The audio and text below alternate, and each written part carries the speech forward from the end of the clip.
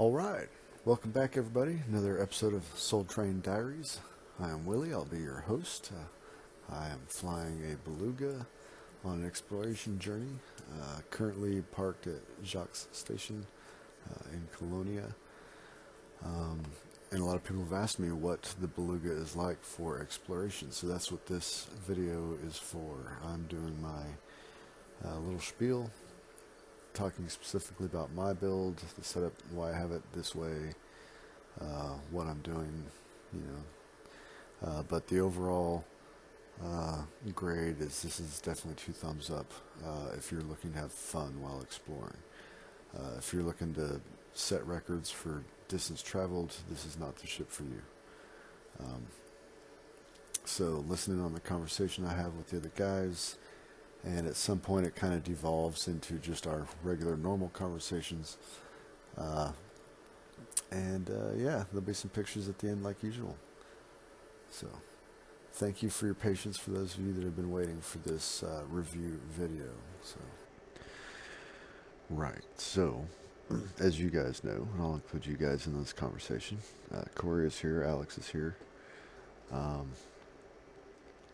I've had a lot of questions about the Beluga and how is it for exploration. And so I've got to say that so far I've enjoyed it.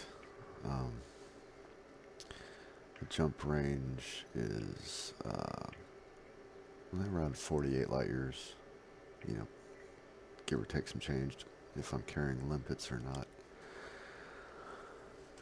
But it's been a fun ship, man. It's pretty. It looks cool in pictures. It's got a killer name, you know. And I can carry all the fun stuff, you know. So I'm sacrificing the longest jump range for having more fun stuff.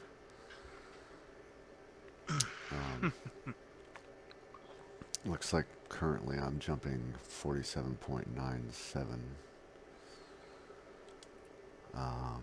This thing, man, this thing has 5 hard points on it. They're all mediums. And I don't have a goddamn thing on them. They're empty. Need to fill those. No, I don't. Utility mounts, I've got a heatsink launcher, 1 shield booster, and 1 Xeno scanner. I've got 3 empty. So, and if you had the power, right, you could put in, say, 4 more shield boosters and have shields for days, I suppose. The 1 shield booster I do have was modified for heavy duty booster. It gives it 1 more integrity and 12% more shield boost. So that's nice. And then a Xeno scanner in case I run into any Guardian stuff or Thargoid, like, you know, technology. So there's that.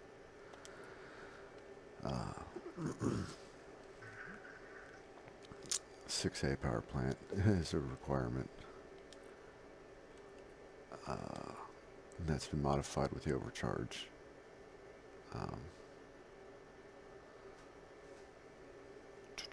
I did not do the experimental effect for monstering.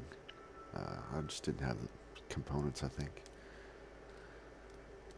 7A thrusters. 7A thrusters for sure. I only went 2 of 3 on engineering with that, and then stripped down. 7A frame shift drive, of course. Oops, no, I don't want to store it. Of course, it's filled out, and mass manager.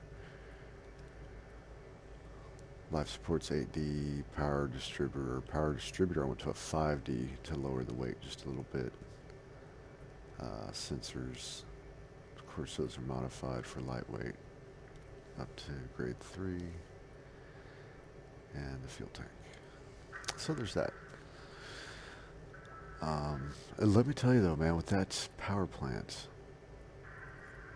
I really need to get more juice out of it. And just a little bit. Like, with everything fully deployed, I'm at like almost 101% power. But when I'm flying, you know, I keep my auto field maintenance units turned off and my planetary hangar and my fighter hangar turned off. So it's no real big deal. But for optional internals, the biggest fuel scoop that you could fucking possibly put in this thing is basically a requirement because the gas tank is so huge.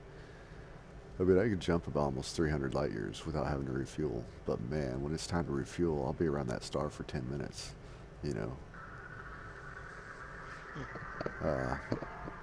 The 6D fighter hangar for 2 different fighters. So I got, you know, a Guardian fighter and an Imperial fighter because they both look cool. And here's the thing, man. The 2 fighter bay versus the 1 fighter bay, the weight difference is so insignificant. You lose zero .1 light years by carrying an extra plane. And it's the same thing with the SRV hangar. If you get the 1 Scarab hangar, you know, that's fine. But if you get the one that has 2, you lose 0.1 light years. And if you get the one that holds 4, you lose another 0.1 light years. So you can take 1 Scarab, or you can take 4 and lose, you know, 0.2 light years on your jump range. So screw it, I'm taking 4, you know. The 6D auto field maintenance unit, along with the 4D, so one can repair the other as well. Prismatic shield generator, frame shift drive booster, of course, surface scanner, the fuel transfer limpet controller. I'm kind of excited to use, and in fact, Alex, sometime when we're flying together, yeah, I want to play with that. A cargo rack, just a 3E, you know, holds 8 limpets, because I actually don't remember how many you make. I think it's 6 when you synthesize limpets. Docking computer and that, so, you know, that's what we've got.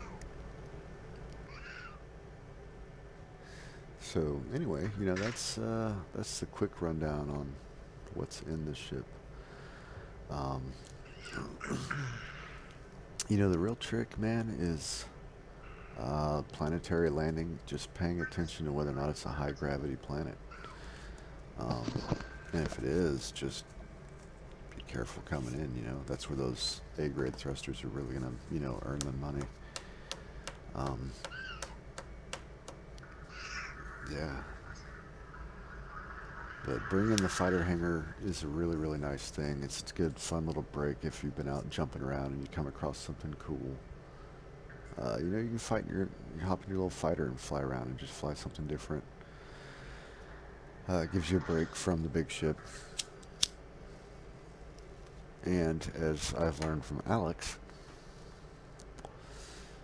using the fighters with their lights on to position near, you know, maybe a dark spot on my ship to give it light for photography.